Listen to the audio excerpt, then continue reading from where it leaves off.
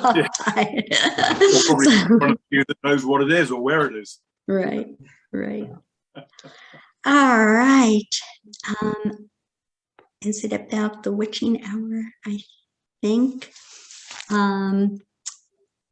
Yes, I hear Big Ben downstairs, so I will begin.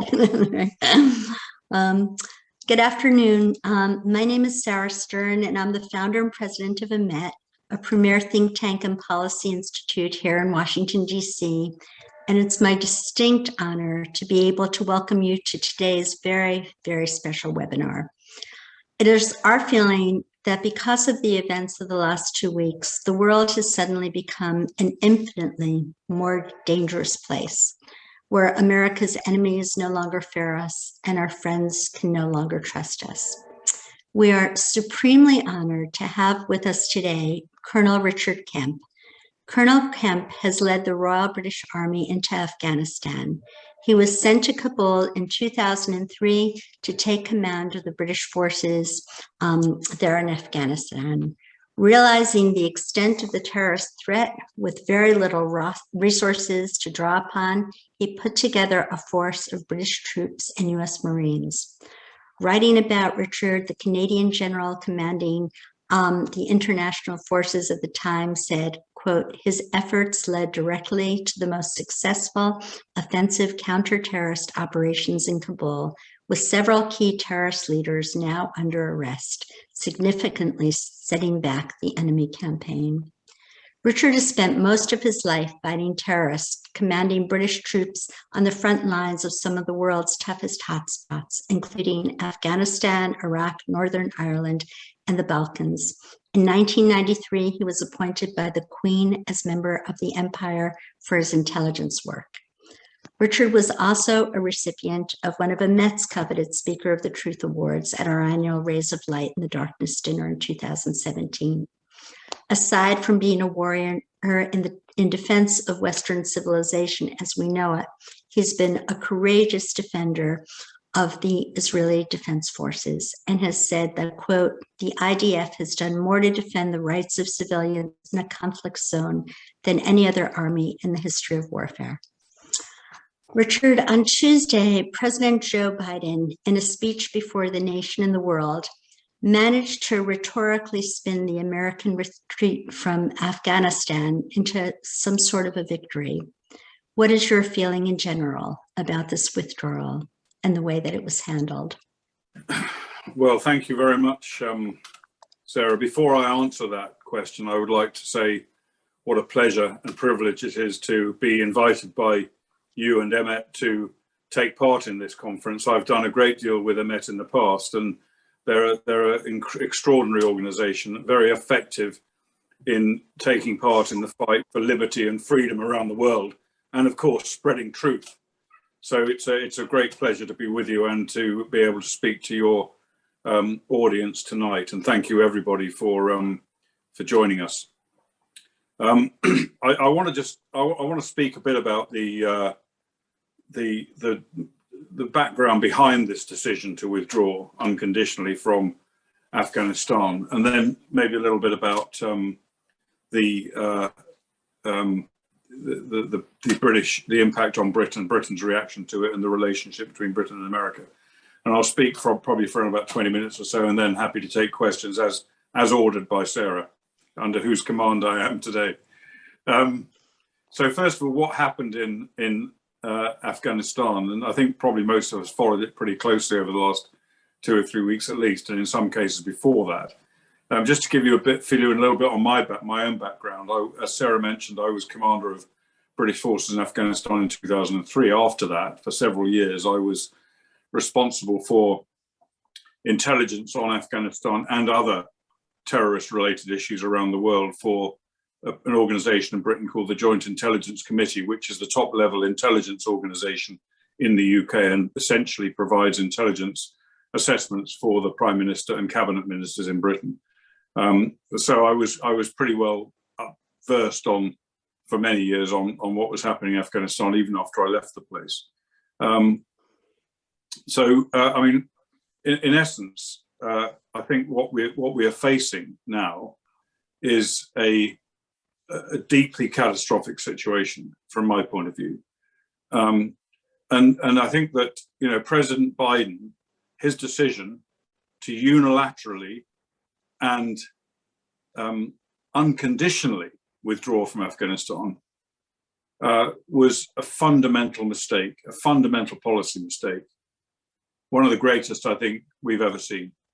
And it wasn't just his decision to pull out, and now he's claiming that it was a victory, it was some kind of a huge success. And yes, I agree that the evacuation operation on the ground in itself was a success. It was a great success by our armed forces of both of our countries and our allies and our diplomats on the ground to pull off such a huge evacuation in such a short space of time in such complex and dangerous circumstances. And I would pay tribute to all of the American forces who played any role in that operation.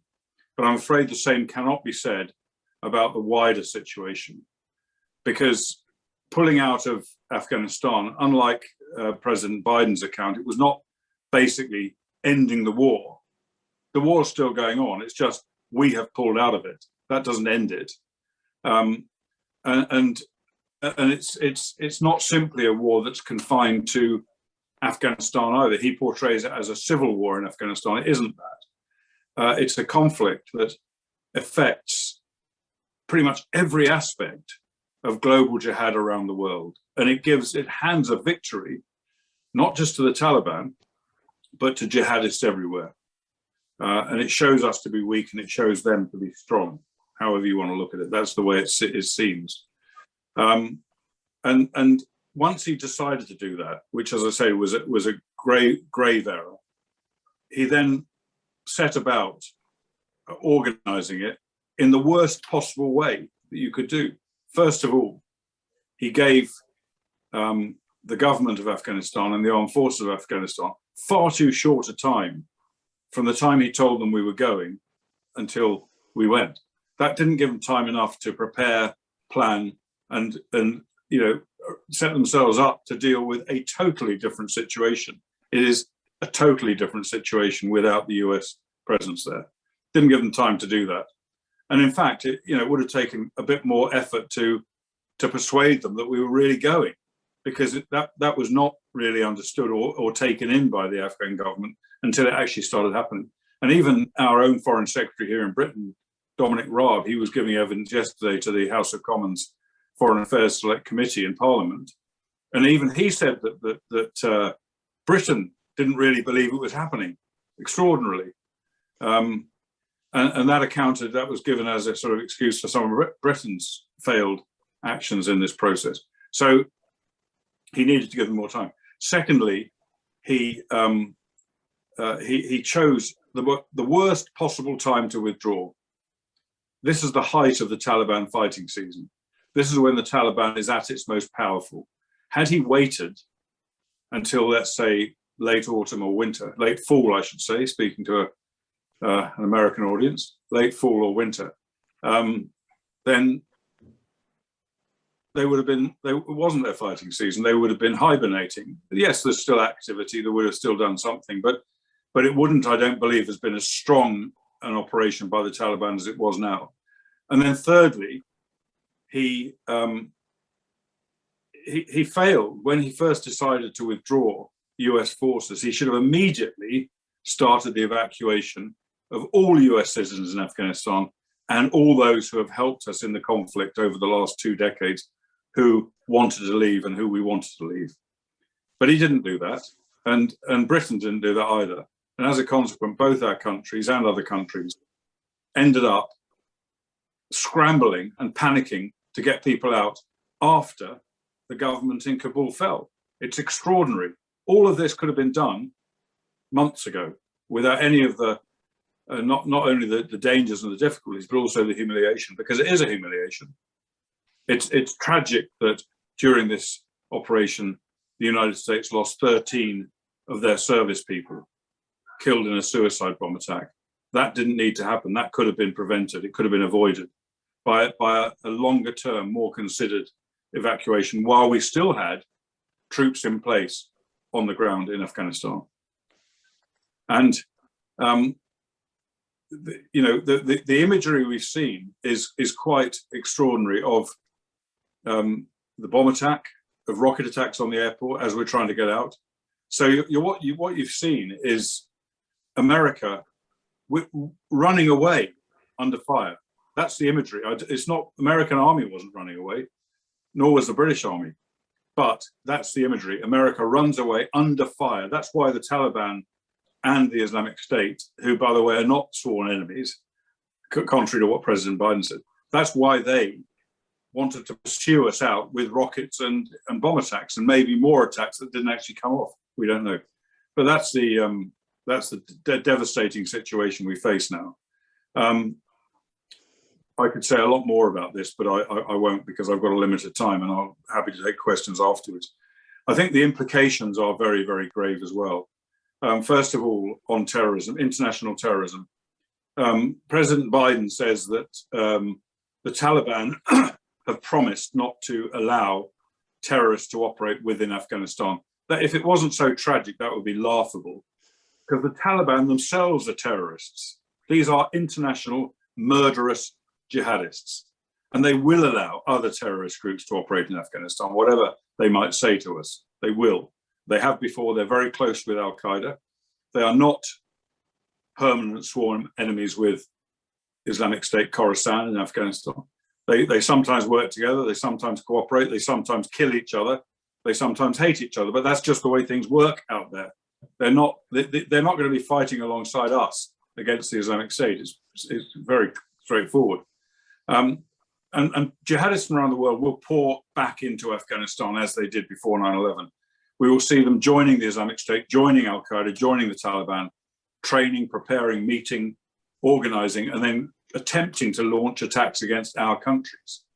There is no doubt in my mind about that, just as they did before 9/11. It will be very difficult for us to prevent that happening. Very difficult. Now we no longer have a footprint on the ground.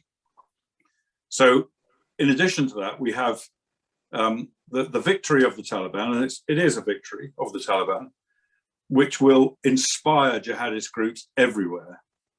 There are insurgencies in Africa, in the Middle East, elsewhere, that are trying to take over the countries they're in, and they will be inspired by this takeover, and they will probably make significant gains as a result. And jihadists everywhere, jihadists in our country, in your country, who are already planning attacks, already carried out many attacks, they will be inspired again, motivated, energized. They will get greater funds as a result of this to support their cause. They will have more recruits, and they will become very, very much more dangerous than they are now. It'll be the kind of inspiration that they received at the height of the Islamic State success in Syria and Iraq. So, the overall terrorist picture, I think, is very, very dangerous.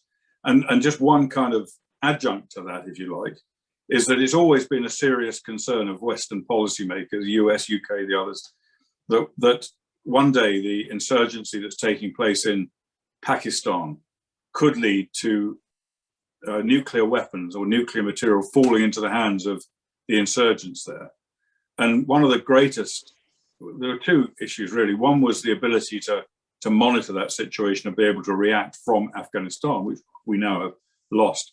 The second is instability in Afghanistan with the Taliban taking power would increase the prospects of that happening. So, probably the most serious consequence in pure terrorist terms is the increased possibility of a terrorist group or more than one terrorist group getting hold of nuclear material.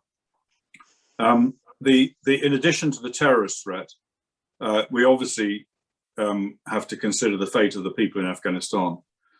I don't need to describe the horrors they will face and are facing in terms of women being forced to cover themselves head to foot when they leave their houses, not being allowed to leave without their male guardians, many of them not being allowed to work, no one being allowed to listen to music, no kids being allowed to fly their kite, which is a great Afghan pastime, arms or feet and hands severed for breaching Sharia law, executions, beatings, whippings in the street, all of these desperate things which we know from old and we know will now reoccur in Afghanistan, despite the Taliban's fine words that have said.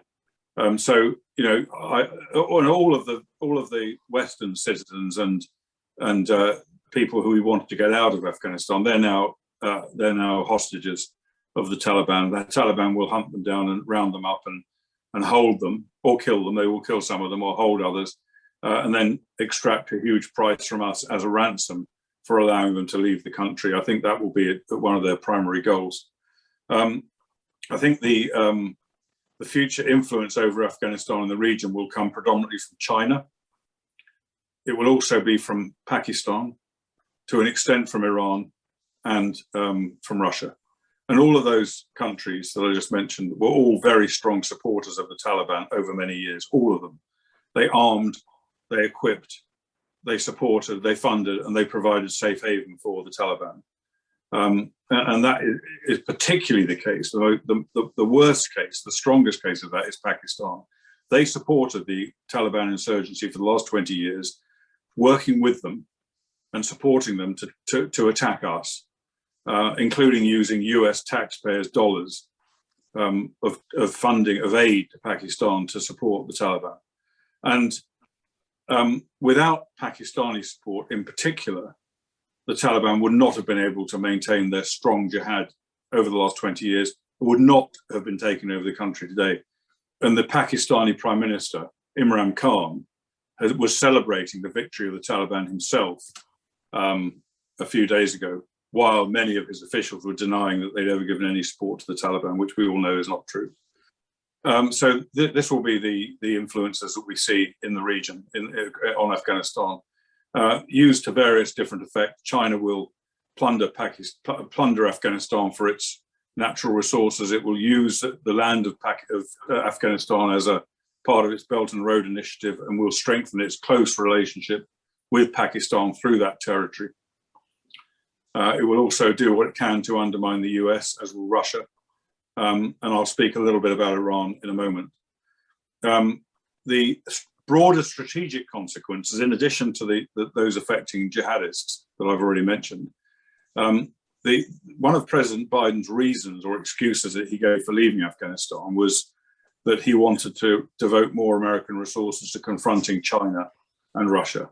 Well, this achieves the exact opposite of strengthening the confrontation of China and Russia, because there's no countries in the world that are more happy to see what happened in Afghanistan in the last few weeks than China and Russia. They are rubbing their hands with glee at seeing the humiliation of the United States. They have been on many fronts. They've been confronting and challenging us in so many different ways in recent years and previous years, and it's growing stronger. Their actions in places like Ukraine and the South China Sea tell part of the story. They will now see the United States, which they considered to an extent was strong, although there were various times at which its strengths were undermined, but now they will see it as a weak opponent that can be exploited and pushed without too much risk of retaliation, and the same with Russia. So that was one of the consequences. The other major consequence is that we had hoped to entice countries that were in the Chinese sphere of influence or Russian sphere of influence, or were considering joining that sphere of influence, entice them to line up with Western democracies rather than with the authoritarian countries. Now, they will be asking why they would do that when clearly the US, the UK, NATO are fair weather friends.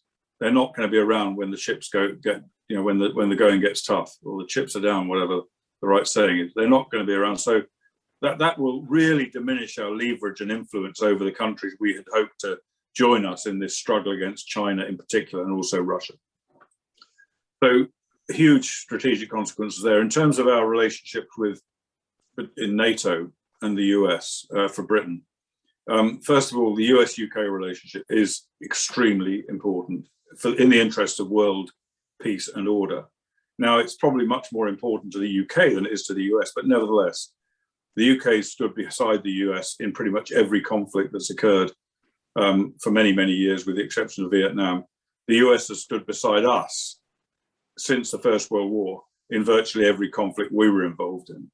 It's an alliance that is incredibly important, I think far more than is probably understood. And And it is being damaged by this and undermined by this, because the US did not take heed of concerns from the UK over this withdrawal, whatever you might think of their concerns. And I can talk about the UK's attitude a bit later, but the US didn't take heed of it. And there's a lot of political leaders now in the UK speaking out against the US and saying that we can no longer rely upon the US. I don't believe that.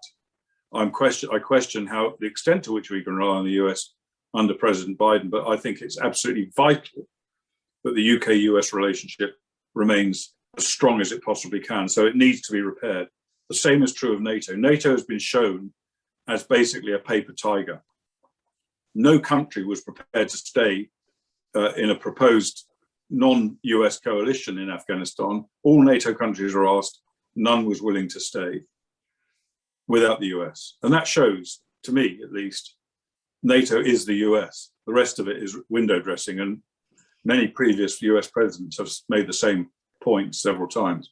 And so, NATO has been deeply humiliated now, and it needs to regain its credibility. And above all, I think NATO countries, including the US, need to remain as cohesive as possible. And that will take time. And it's so important, both those relationships are so important, given what I've already mentioned about the challenges we face from China and Russia. I think I'm going to conclude shortly because I've already spoken longer than I hoped to, but I do actually love the sound of my own voice. But I think just want to make a couple of comments on the effects on Israel, which I know is of deep interest to many people on here. The first thing I think is already there was a lack of confidence in the US in the region, in the Middle East, as a result of President Obama's policies in relation to appeasing and empowering Iran. And that caused huge concern across the Middle East, including in Israel. And I think it was directly responsible for, it was a great achievement of Obama, which he wasn't intending, but was largely responsible for the Abraham Accords, which followed on under President Trump. So now their concerns now under President Biden will be reinforced. There will be deep worry in Saudi Arabia, in Egypt, in Jordan, in many other countries across the Middle East that that their ally, their principal ally, who they've always depended upon, is even less dependable now than it was under President Obama, and that will cause major problems. It may actually strengthen the relationship between Israel and the Arab states, which is a good thing, but it's at a huge, huge cost. Iran will be emboldened. Iran has, as everyone here knows, Iran has been very, very aggressive across the region for many years, will continue that, and will know that they're not going to be confronted anymore by the US, and they can pretty much do as they like. They will use the leverage that the increased leverage they now have in relation to the nuclear project, and they will continue to attempt to surround Israel and to build up bases of operations from which they can attack Israel, knowing that the US really is probably not going to do very much about it. And secondly, I think there have been hopes. There have been widespread protests in Iran in recent months, and there had been some hope of a potential uprising in Iran against the regime and somehow bring it down. I don't know quite how realistic that was or possible it was. Of course, anything is possible. But now, of course, those people who were thinking about that would expect that if they did bring the regime down, they would have US support. But now they know they won't have US support. So I think, the whole perspective of those in Iran who were dissatisfied with the regime there will have changed. And the prospects of any change to that regime, I think, will have gone away for a long time to come as a result of this. And I think finally on Israel, there are many other implications, but the final main one I want to mention is that it really does reinforce Israel's policy of defending itself by itself. Yes, of course, it does depend on the US, particularly for financial assistance, for military technology, etc. It relies on that. But it has never relied upon and never will, and its policy is never will and never should rely upon any other armed force to defend Israel. And when you look back at the peace proposals under President Obama and Secretary of State Kerry, part of that included Israeli Defense Force withdrawal from the West Bank to be replaced by US forces. Now, many of us argued vehemently against that, and Israel rejected it. Troublingly, though, there were quite a few, including some in the Israel defense establishment and some here in America, or over there in America, who argued that it was a good idea. But we've seen how bad it was. I mean, what would happen when Americans start to get killed defending Israel? It wouldn't take long before there was a kind of situation. It wouldn't be quite the same as this situation, because if they did pull out, Israel would pull back in. But it would be very, very messy, and it would create a situation, had it happened, that would be far worse for Israel than Israel just continuing to police the West Bank on its own. I think, just in conclusion, this has been the greatest victory for Islamic jihadists since 1979, when they seized Iran. So we now have, as a result of that, we now have a Shia Islamic terrorist state in Iran and a Shia Islamic terrorist state in Afghanistan, side by side, both posing huge threats to the West. And I would go so far as to say that this victory in Afghanistan is far greater than that in Iran. Not because Afghanistan will be a more powerful country, but because in Iran, the jihadists overthrew the government. Here, they've overthrown the world's greatest superpower. And finally, I believe this is the greatest strategic foreign policy defense disaster for the West since the Second World War. It's worse than the British experience in Suez. It's worse than the American experience in Vietnam. It's worse, I think, than anything that's occurred since the Second World War. It took the US 15 years between the withdrawal from Vietnam, which has been likened to this withdrawal in some respects, but this is worse, until the successful first Gulf War in 1991, for the US to recover its reputation, particularly in terms of military affairs. This will take, I think, a lot longer than 15 years to recover from, but recover we do need to. And I think, all of us who are in any position to try and influence the recovery from this situation and the strengthening of international relations in the West, I think, have a duty to do so. Thank you very much, Sarah. Thank you so much, Richard.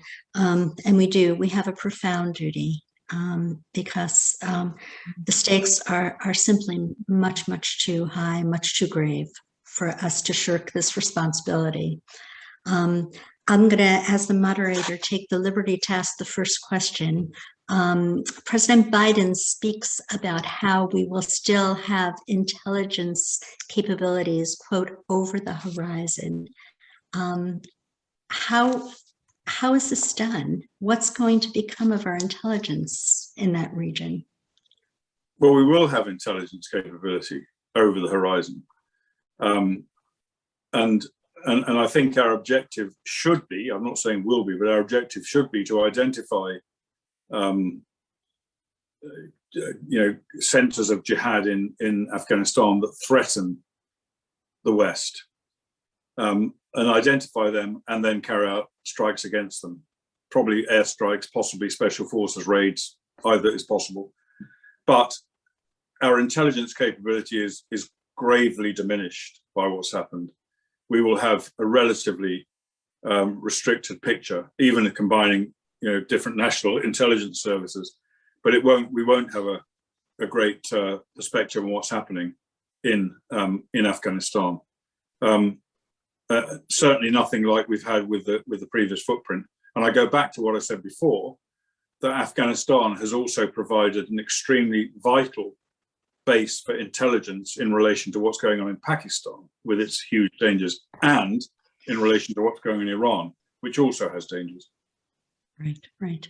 And one more question before I hand it over to our wonderful colleague, Hussein Abubakar Mansour, who will field the questions that have come in. And that is, Iran and the Taliban have not always had the best of relations in the past. But now, is it just the enemy of my enemy is my friend? What do you make of the kind of relations that will be between Iran and the Taliban? No, I agree with you. I think I think relations between Iran and the Taliban have been patched. They've been mixed, patchy. They've been mixed. But you know, Iran, as we know, Iran is excuse me. Iran is not choosy about its bedfellows. And while Iran, you know, is fundamentally opposed to Sunni Muslims, that doesn't stop them from funding Hamas and various other jihadist groups around the region. And it won't stop them from cooperating with Taliban when they need to. They're interested in what's in Iran's interests. And, you know, they clearly have great interest in what's happening across the border in Afghanistan. And they have carefully built up a relationship with the Taliban, between the IRGC and the Taliban, which they will, I think, maintain. There will be difficulties, there'll be fallouts, etc., but I think that relationship will still be there. Okay, now it's my honor to turn the mic over to Hussein. Hussein. Thank you very much, Sarah, and thank you very much, Colonel Kemp, for such great insights. We received a lot of questions that we're going to try to go through them as the time allows. The first question is, in your opinion, what would have been a better alternative to the hasty withdrawal from Afghanistan? And what are the right lessons to be learned from this debacle?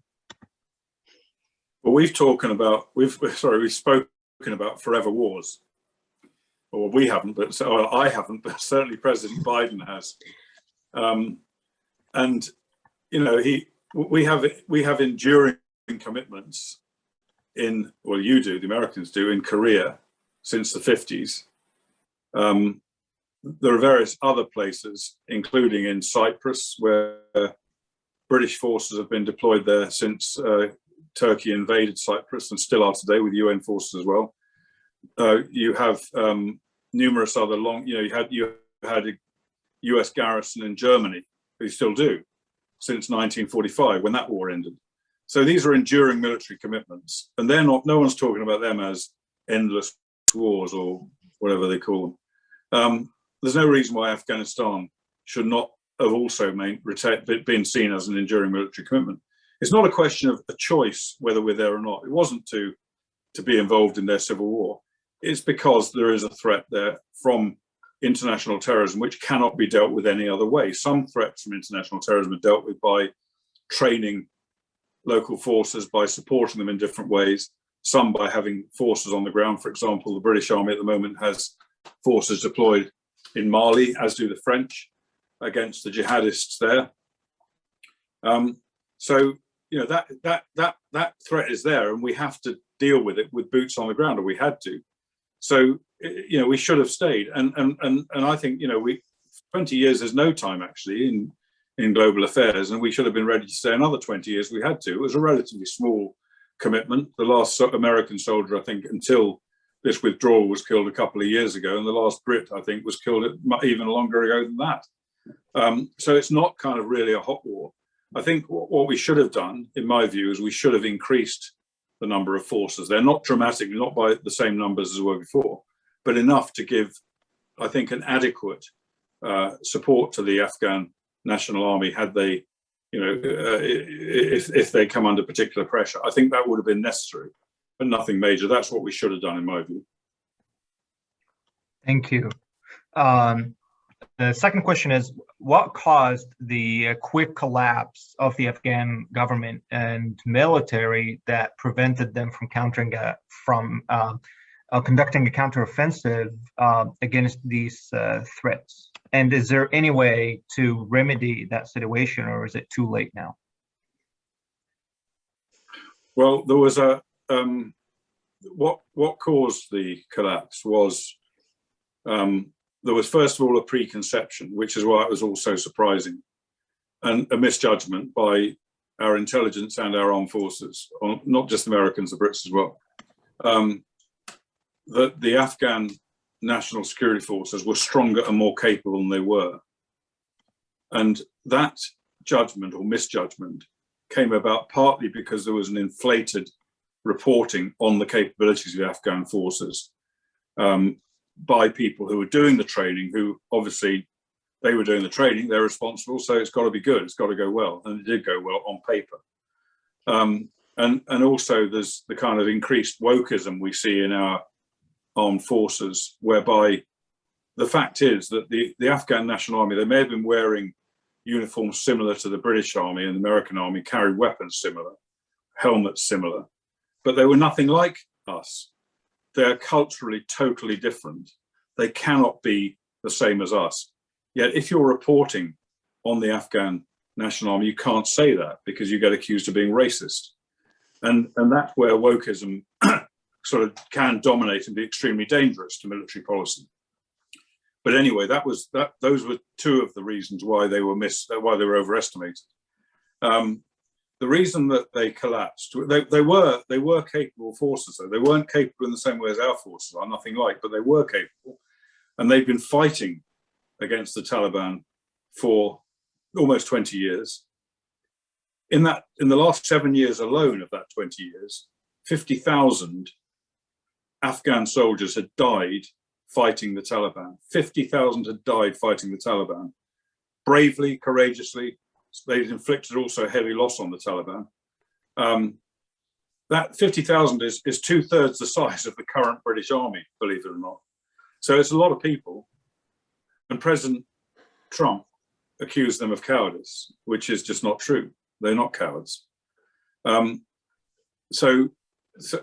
they're not, they're not the same as us, and they don't have the kind of allegiance to Kabul that we might have to Washington or to London in terms of, we're fighting for our country. Most of them don't recognize Afghanistan as their country. They are tribal people. Their allegiances to their tribe, their allegiances to their ethnic groups, to their region they come from, their village, their town, whatever. That's where their allegiance lies. They didn't fight for their country. Most of them fought for the money they were paid, and sometimes weren't paid by the government in Kabul because it basically cheated them and defrauded them and stole the money off them. But they were what kept them fighting really was the knowledge that the US was behind them, and the US was behind Kabul government. And when the US pulled the rug out from under their feet, they obviously fell over. And it's true. I don't like to quote Napoleon, but Napoleon said, in war, the moral is to the physical as 3 is to 1. That means that morale is 3 times as important as all other factors in war combined. And I can vouch for the truth of that from my own experience.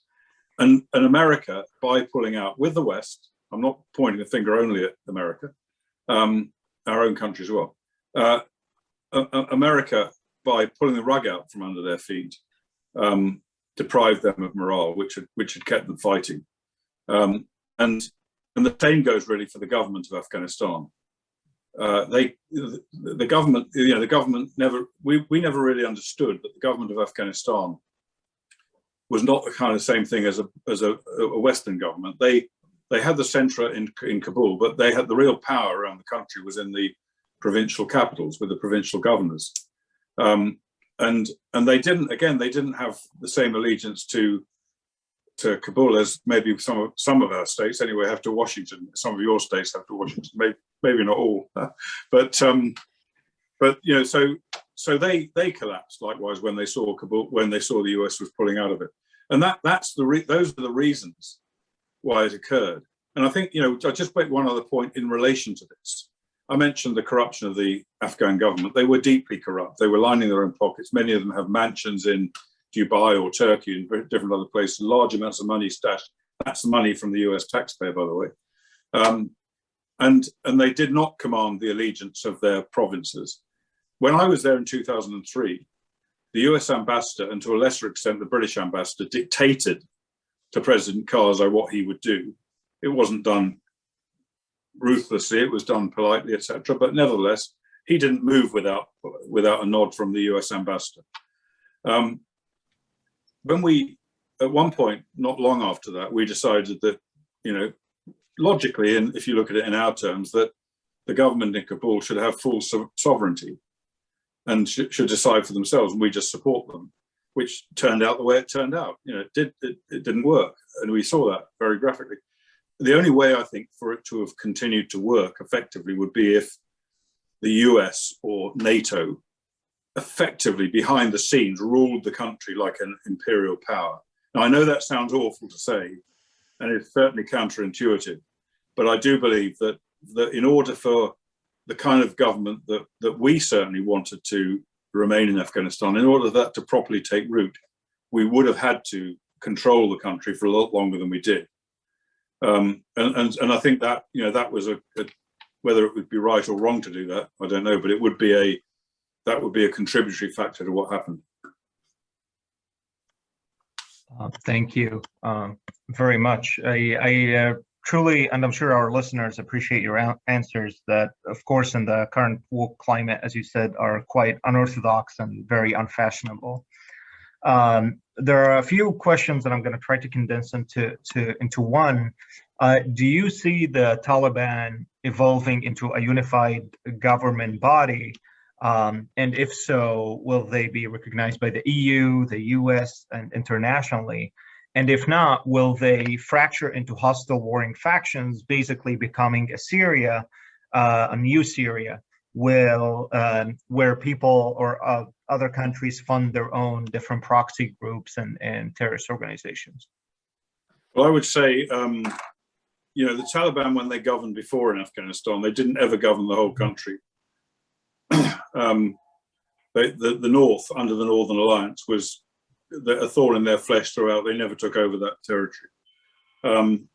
I just don't know whether they will achieve anything like a unified government governing the whole of the country in the future. I just don't know. I can't really say that at this stage. They haven't even formed a government yet, even after this time. And they're still, the Taliban also, one shouldn't forget, the Taliban is a disparate organization of different people with different interests and different factions.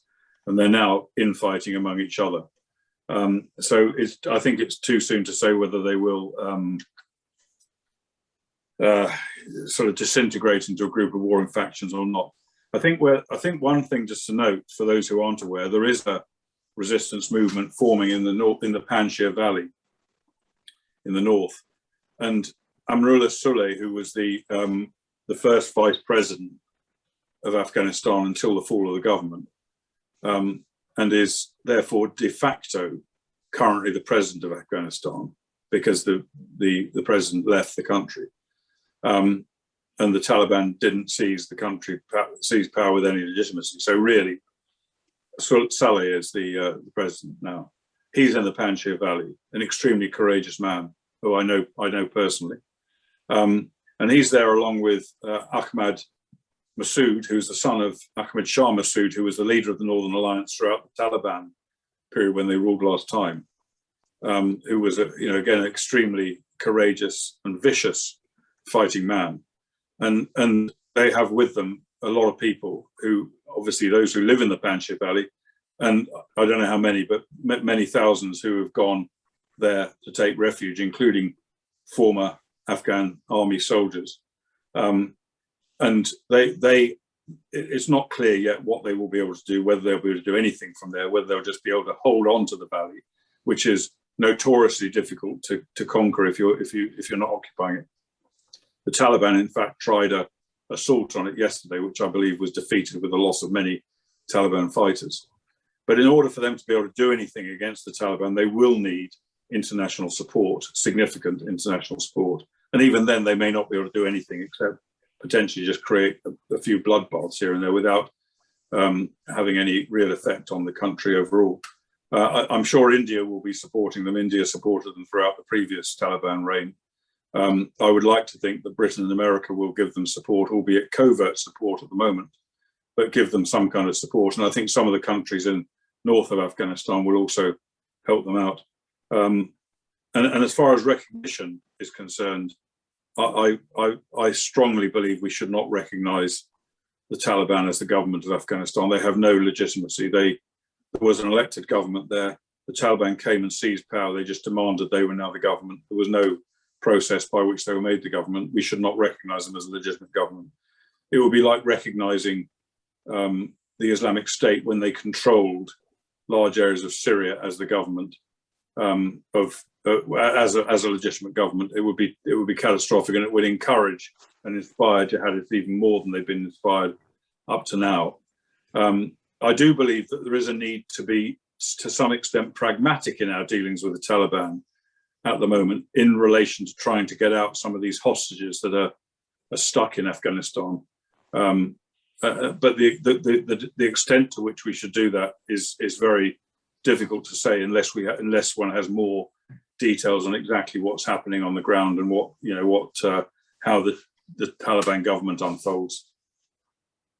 Thank you. On this specific last issue, the issue of recognition, we've received a couple of questions about basically some reports and analyses that I have personally seen, and I'm sure you have seen in the media, telling people, the Taliban of today is very different than the Taliban from 20 years ago. They will settle, they will become a government. Do you think that those basically reports coming from some sort of a preparation towards a possibility of such a recognition? Yeah, I think it's part of the narrative that is becoming very popular here and over in the US as well, to basically minimize damage to the Biden administration and to our governments as well, by making this pretense that the Taliban is something different. We haven't handed over to a vile, vicious, brutal terrorist regime. We haven't done that. We've handed over to a different kind of Taliban. They're nice people. They'd open the door for you as you went into a room. They'd help old ladies across the street, that sort of stuff. That's the narrative that is being projected now, deliberately being projected, and I wouldn't personally believe a word of it. Thank you. We have multiple questions. You touched on Iran, but we still received several questions, as you imagine, about Iran. Will Iran benefit or be harmed by this rise of the Taliban? I think Iran will be benefited from it. As I mentioned, not so much the rise of the Taliban, but the defeat of the West will benefit Iran by empowering, by encouraging the Ayatollahs in their aggression and their holding on to power in Iran. Will encourage them. As for the Taliban, I think Iran was very keen to see the US out of Afghanistan, which is why they were paying the Taliban to kill them, to kill Americans and British, and succeeding. They did kill. The Taliban did kill a lot of British and American soldiers using munitions provided by the Taliban, by Iran. But I think they will be. I think they will be fine with it. They might or might not like the Taliban at a given time, but let's not forget China as well, with which Iran has a massively significant alliance now. And China, you can see the tentacles of China spreading everywhere now, including over 3 neighboring countries, Pakistan, Iran, and Afghanistan. And so I think, if anything, China will provide a certain amount of glue there, which will allay any concerns that Iran might have had over the Taliban. Thank you. And since we're on the issue of China, we received questions, of course, about Taiwan. How does this withdrawal affect the position of our allies, Taiwan, Israel, and the UK? Well, if I was in Taiwan now, I'd be deeply worried, and I know that they are, because I've seen reports of conversations about how they can kind of be more dependent on themselves rather than looking to the US to assist them when the Chinese arrive at their doorstep, which will happen. So yeah, I think that's the effect on the Taiwanese. Obviously, they hope, but they now have less hope. As far as Israel's concerned, I mentioned really what my view of what the effects are on Israel. I'm sure the Israelis are as concerned as the rest of us about what happened. Just as an aside, just to mention this, you may have also seen it mentioned in the press that during the Kerry era, Secretary Kerry went to Israel and he told Prime Minister Netanyahu that he should accompany him in disguise. He told him to wear a wig to disguise himself and go and visit the Afghan army training centers in Afghanistan so that he could see the incredible results that were being achieved by America in training the Afghans. And that could be a model for the Americans training the Palestinian security services. Needless to say, Prime Minister Netanyahu had more judgment than to accept the invitation from Secretary of State Kerry. And also, I've mentioned the effect on Britain. I think I think Britain and America are anyway, like Israel and America, are so close that it'll have an effect, but it's not devastatingly bad. Thank you. I personally believe that the legacy of Secretary Kerry will be with us, and will be a gift that keeps giving for so many years. Yeah, you're right there. Now there is a few questions about actually the equipment and the military hardware, the $85 billion of military hardware that we left. President Biden said that that hardware can actually be demilitarized. And yet we see Taliban starting to fly our Black Hawk helicopters. How much credence can we give to this proposal that we can indeed demilitarize all of this equipment? Well, we clearly can't. I mean, I would hope some of the more sophisticated equipment has a built-in capability to disable it. I would hope. So some of that may be. But in any case, I don't think the Taliban will be in a position to utilize all of the more sophisticated stuff. They will be able to use some of the defectors from the Afghan army who were trained on it, maybe, for example, to fly the odd Black Hawk. But then there's the question of maintaining it, and the contractors who were responsible for maintaining it has left the country. So you can fly it a few times, but then it won't fly anymore, or if it does, it'll crash. So I think I would say there's a bit less concern about the Taliban being able to use some of the more sophisticated equipment like sensors and surveillance devices, etc. But that will go to the Chinese and the Russians for sale by the Taliban, and it will be reverse engineered and used against us in the future, and potentially used to counter the same equipment that we're using against them at some point in the future. And then, a lot of other stuff will just be sold off to the highest bidder or whatever. And some of the more basic stuff like machine guns, rifles, etc., will be used by the Taliban. And I believe that what should have happened, and I am now an armchair. I was going to say an armchair general. I'm an armchair colonel. I don't want to promote myself, but what should have happened was clearly the equipment belonging to the Afghan army could not have been destroyed while the fight was going on. That would have been to really add insult to injury. But after the Afghan government fell, as much as possible should have been destroyed by US forces on the ground or from the air. And now that we've got most of our people out, we should certainly be looking at identifying exactly where this stuff is and carrying out airstrikes against it. I don't think we will do that, but I think that's what we should be doing if we possibly can. Thank you. I want to apologize to our listeners. I can already tell we'll not be able to go through all the questions. As you imagined, we've received a ton of questions about this urgent issue. There are a lot of questions that we received about Pakistan, about the kind of the history of relationship between Pakistan and the Taliban, funding them, training them, having problems with them. And basically all of them ask you to explain more about the current relationship between the Taliban and Pakistan, and whether Pakistan should be afraid of the potential the scary potential that you mentioned of a Taliban-inspired uprising that leaves nuclear weapons in the hands of Islamists. Well, I think the Pakistan government should be afraid of that. And it may be that it will come back to bite them before too long. And I suspect, they're not fools. They're taking precautions regarding the nuclear weapons. And of course, the US has had a long-standing plan to intervene to secure those nuclear weapons should they come under threat in Pakistan. Now, when we're talking about the results of this latest intervention, one has to question whether those plans now will ever be put into use again, and therefore it may just be up to the Pakistanis to attempt to secure them. But it could well come back to bite them, I think.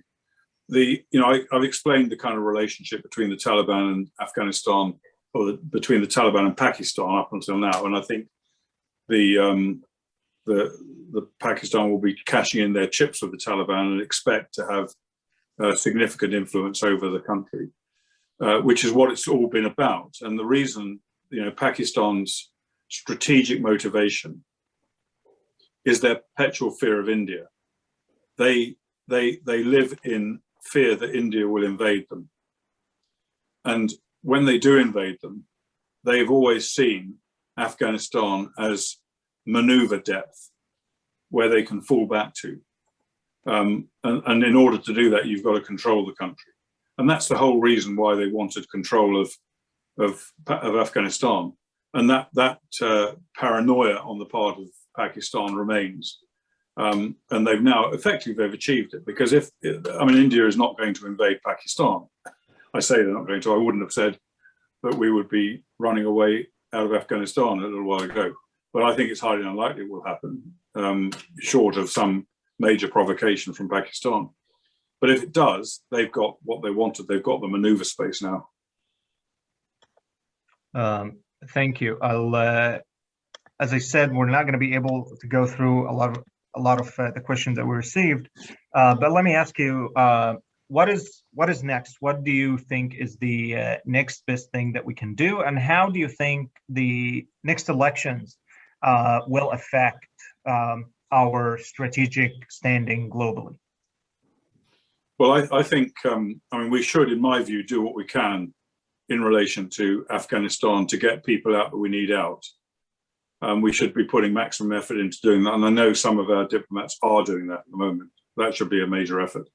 I think we should also do what we can to undermine the Taliban. We should obviously monitor also and that includes support for the Northern Alliance. We should also monitor closely the situation in Afghanistan to be able to deal with terrorist threats as they arise. We've mentioned all of those things. But more widely, I think, and I also mentioned this, we need to repair our kind of international relationships that have been damaged and will be even more damaged, I think, over the fallout from Afghanistan. I believe that President Biden's calculation on pulling out was, as I mentioned, was the midterm elections and then the presidential elections. And that would sort of advantage him there. He didn't count really on what's happened. And I think he's deeply worried about whether his plan will come off as a result of what happened in Afghanistan. But I would say my rough guess would be, and I'm sure many other people on here know more about US politics than I do, I would say it won't be very long before President Biden's supporters forget about this and are basically persuaded by him to forget about it, persuaded that it's a victory, not a defeat. And will remember only the thing that he will tell them repeatedly is that he ended the forever war in Afghanistan. And they will therefore, I would guess, those who supported him before will also support him at the midterm, support his party at the midterm elections, and again, support the party at the presidential elections. So I think, I would say it's quite likely that President Biden won't suffer the defeat that he deserves to suffer after this event. Thank you. And I think we have the time for one last question. We received several questions about the intel failure. This is not the first intelligence failure to predict such an important event. President Biden, days before the withdrawal, he, as you know, ensured that a takeover of the Taliban is not inevitable and highly unlikely. And we saw how things turned out. This is not the first major intel failures. I mean, we've seen a series really across several administrations. What does this say about Western intelligence agencies and whether there is a need for a radical transformation of our intelligence environment, basically? Well, as I mentioned, I was a member of the UK's Joint Intelligence Committee a few years back. And just using them as an example, because the US has similar kind of structures or functions. They also miscalculated over weapons of mass destruction in Iraq. And that's just, those are just two of the major intelligence failures. And the problem is intelligence is not an exact science. It often is wrong, and it's often incomplete. And you know, I know that from my own experience. I know how you know, difficult and challenging it can be to get the right intelligence. And so I think that is there's two factors really here. One is capability to collect the intelligence and getting the right intelligence. And that I think there does need to be a significant overhaul of some of our intelligence agencies who, you know, I think the CIA, for example, has relatively few of the required linguists on the ground in different places. And I think all that sort of feeds into it in the UK the same. So the actual capability to collect intelligence is always, I think, going to be problematic and needs more, always. But I think the key issue here, more than that, is the assessment of that intelligence. And the intelligence was the assessment from the UK Joint Intelligence Committee to our Prime Minister was that there would be a steady deterioration in the position of Afghanistan after the withdrawal of US and Western forces in August. And that steady deterioration would lead to potentially to the fall of the government by the end of the year, but not before that, which was patently wrong. Now, that was a false assessment of the intelligence. If you'd taken the same intelligence and looked at it in a different way, you'd come up with a different assessment. I think again, our Foreign Secretary speaking to the Parliamentary Select Committee on Foreign Affairs yesterday, or I already mentioned that, he said that part of this problem was what he called optimism bias. In other words, the assessment was made really and it's an incredible thing to admit to, I think, but the fact that we've been involved with Afghanistan for so long, for 20 years, it was very difficult for intelligence assessors to contemplate such an absolute catastrophe. So many disasters have been seen there before, but none of it had been like this. And so they had an optimism bias. And he also said in relation to the British policymakers was that they themselves didn't believe that Biden would actually withdraw. They thought he would change his mind, which is again is an optimism bias. But I do one final thing to say on this.